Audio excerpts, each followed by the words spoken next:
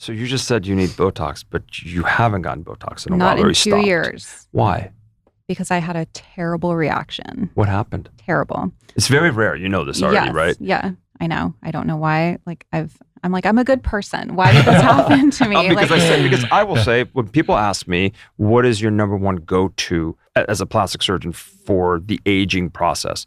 I say there is nothing that's ever been made that's better than using a neurotoxin by far. Now you're just rubbing it in. Basically, so a few things were happening. I had implants for a year. I had had them for a year when this happened. Things were kind of happening, like just things that were strange. I was getting rashes here and there. I was getting sick more often, but I didn't make a connection to the implants because I didn't subscribe to that whole thing. But when I look back and I kind of retrace my steps and everything that happened leading up to this, because it was such a major event in my life, it was almost like there was a faucet dripping, you know? And then I went to get Dysport, not Botox. I don't remember how many units, nothing crazy around my eyes, forehead, and then I think this muscle here. And then the next day, so like 12 hours later, I woke up and I felt really dizzy and weak, and I had weakness in my arms and legs. I had this feeling of like physiological anxiety, not mental anxiety, but like almost like an electrical kind of anxiety in my body. I just went about my day, and I remember I was at Saks with a girlfriend who's a nurse practitioner, and suddenly the floor started feeling like it was moving, and I thought I was going to pass out. Everything started going gray, and she took me home, and then it just like escalated. So my neck was weak. I had a tremor in my left hand. I had muscle spasms all over my body. My eyes completely dried up. I went to so many different doctors. I went to first my ENT because the vertigo was so terrible. He sent me to get an MRI, sent me to neurology. Neurology sent me to, I think, maybe OBGYN to check my hormones, who sent me to ophthalmology because my eyes were so dry. I couldn't open them. I couldn't work. I couldn't do anything. I had to lay there with compresses. They sent me to infectious disease, who sent me back to neurology, who sent me to psychiatry. I mean, this is for months. And the company said that it sounded like pseudobotulism, and that if it got better in a few months, then I would know that that's what it was. But everybody said to me at that time, no, it wouldn't be the Botox. Maybe it's your implants. And I was like, but it happened overnight, like the day after I was like, take the boobs, don't take the Botox. So I got the implants out. And that was like 3 or 4 months after it had happened. And then I started feeling a little bit better. So I was like, okay, great. It's the implants. That's what you thought, right? Yeah. And I was but like, it's also great. the same time that it's the same so time I was like, as let's try a little more Dysport. We did like 6 units and everything started again. Oh, wow. Yeah. And then ever since then, I got diagnosed with MCAS. You never tried any other type of neurotoxin? I tried like 2 units of Xeomin. How'd that just work? to see. Same thing? Same thing. Interesting. Juvo? No. Yeah, the thing is, I would love to have you try it. The only problem is you're getting such constitutional symptoms. There's so many different ones. It's just sometimes you're like, it's not worth it. Since then, I've been diagnosed with MCAS, secondary MCAS, by an immunologist at Cedars. So I don't know if that whole thing triggered that in my body, because when I have a flare, when I have a bad like mast cell syndrome flare, absolutely, it feels exactly like that. And so I'm like, okay. Now, do you take anything for it? Do you take high dose Zyrtec or high dose? I mean, I'm on Pepcid and Allegra in the morning, cromolyn sodium when I eat, Zyrtec, Pepcid at night, low dose naltrexone, and I might start Montelukast. Yeah, that's great. Montelukast is great because it's like, in my opinion, it's like less reactive about it. Now, does anything trigger it? Is there something that you... It's hard other than the neurotoxin? The things that seem to trigger it the most now that I'm on the meds, I'm pretty stable. Before it was like exercise. I couldn't work out for over a year. Yeah, it's very true. Exercise is a big histamine releaser. I didn't understand for a year. I'm like, why is it that every time I try to work out and get a massage, the next day I'm like back at day 1 from after the Botox. Like I feel like I was You're right like back your favorite there. things ever. Yeah. Botox, exercise, massage. Oh, let's not even talk about the histamine foods. Chocolate, avocado. Oh, for sure. Like it's everything. Horrible. Yeah, horrible. Oh no. Heat. And did you have like full allergy testing and all of that? Mm-hmm. Oh boy. Yeah.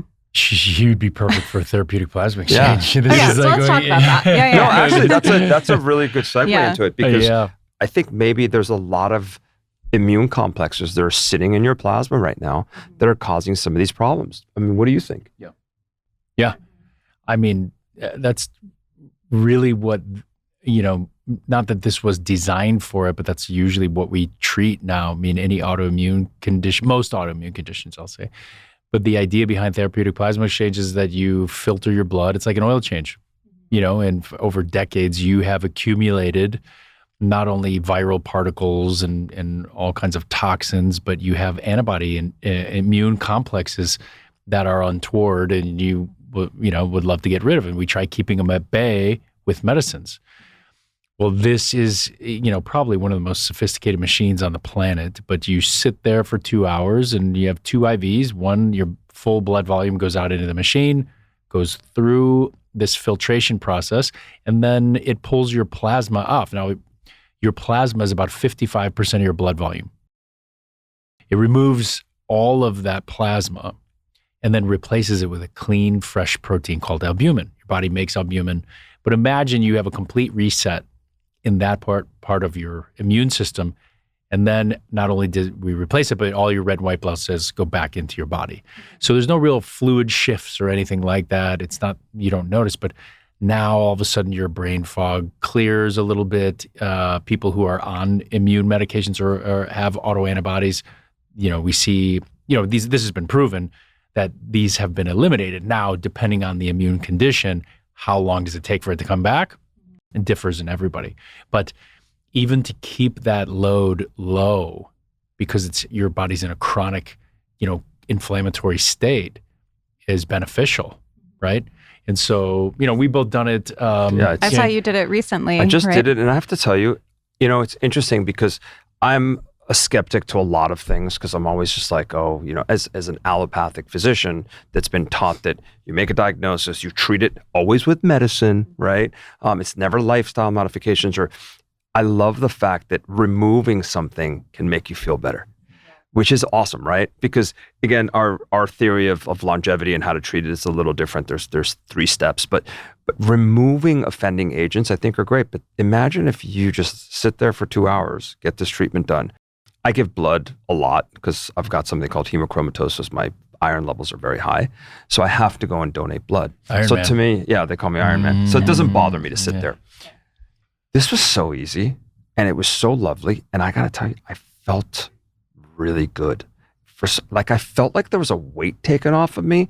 Now, I didn't have, my mast cells weren't going crazy, but there's a good possibility you may do it and be like, wow, that was good. Now, John said it perfectly. You may have to do it 3 times a year. It may not just be once a year. You may have to do it 4 times a year. But it's a great way to try to see if that'll help because you're very clean. You don't put anything in your body that's not clean. You've realized your triggers. Perhaps this is the way to go. The other good thing about therapeutic plasma exchange is, this is something that's been going. We've been doing this in hospitals for 40 years. For most of the time for major immune problems and cancers, for people that have built up lots of, cancer cells that they want to get rid of. It makes people feel better. We used to do it for sickle cell anemia. There's a lot of different things. Hyperviscosity syndrome. Anytime your blood was too thick, we'd kind of, but now I think with all the biohackers and all the people that are saying, hey, everyone's going to live to be about 120, 130, even, what did you send me the other day? 150? What? I'm like, In our lifetime? in our lifetime. Yeah, look, there's something called. I don't know about that. They say. Tired. I want to wear a mask around. Well, the idea is this. It's called longevity escape velocity. It's that let's say your grandparents lived till they were 70. Mhm. So your parents lived till they're 80, and you're like, all right, I'm going to live till I'm 90. My grandparents are all 100. Oh, really? Amazing. Yeah. Oh, you're going to live Amazing. to 200. Forget it. It's done. But Then I definitely need Botox. Exactly. yeah. But the issue is that AI is rapidly opening our eyes on so many different levels with research and medicine that we're really close to determining the causes of aging and how to reverse it. I mean, right now, between gene editing therapies, regenerative medicine, those combinations are extremely powerful. And we're really close. So they had predicted an AI model that we would potentially find out by 2029. There's a real possibility, we'll say. With our longevity center, we have relationships with multiple institutes of aging and research centers and things like that. And some of the projects that they're working on, I, as a physician, still am flabbergasted. It's everything you read in a sci-fi book or see in a movie, but it's happening real time. Can we grow new baby skin? That's what I've been asking. We're close. Yeah. We're Really? close. It's interesting because we can grow skin. Mm-hmm. For example, really bad burns. Growing baby skin it's a great question. I just don't think it's important. So people aren't doing as much research on just using regular skin. But I do think they're going to be able to do it without a problem because you can grow just about anything nowadays. I think, and I see what you're saying. It's, to reverse aging. I think that's the Holy Grail, right? And I think that we are getting to a point where using exosome and stem cell therapies and some of the new peptides, GHK copper and other things, that this will be a reality. Talk about the copper. Is that something that you cycle? Yes. Okay. Yeah. I know a lot of people are taking that Have you right tried? now. Have you dabbled at all? I was in dabbling peptides? right before the whole Botox thing happened, and now I'm like. I have an idea. nervous. I think you should do therapeutic plasma exchange. Okay. And then we should give you Botox. Okay. Yep. And have Document it. four cameras on you, make sure you're Let's okay. see what can happen. I mean, I would love that. Because I'm sure if we look at metabolomics and some of the inflammatory biomarkers that you have, they're elevated through the roof. And we can clearly show both before and after plasma exchange that these rapidly, decrease. So the goal would be, if you don't have something that's constantly stoking the fire, that maybe you can get through the process. So, I'm not saying that you have to do plasma exchange in order to get Botox, but it might help. Yeah. Yeah. And you took the peptides, but then you stopped them because you wanted to eliminate everything. Yeah. I mean, because when that happened, everybody was like, no, not the Botox. What else are you doing? And I was like, oh, well, I have implants. Like, oh, well, I was doing these peptides. I don't know. Like, So in hindsight, do you think that the implants were okay? yeah. Yeah, for sure. It's interesting. I do a ton of breast implant surgery. Yeah. Yesterday in the morning, I put implants in for cosmetic reasons. In the afternoon, I did a breast cancer reconstruction. And it's interesting. My whole thing about breast implant illness is two things.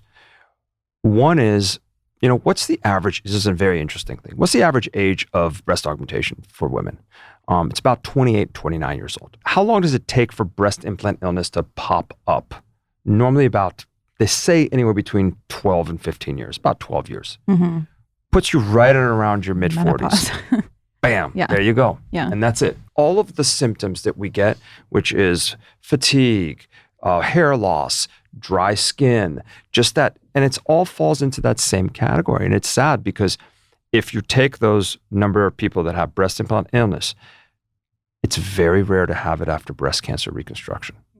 Almost no one. They're so happy about having their implants because they've gotten their femininity back that they're like, something, I don't care about anything else because you just took my breast away.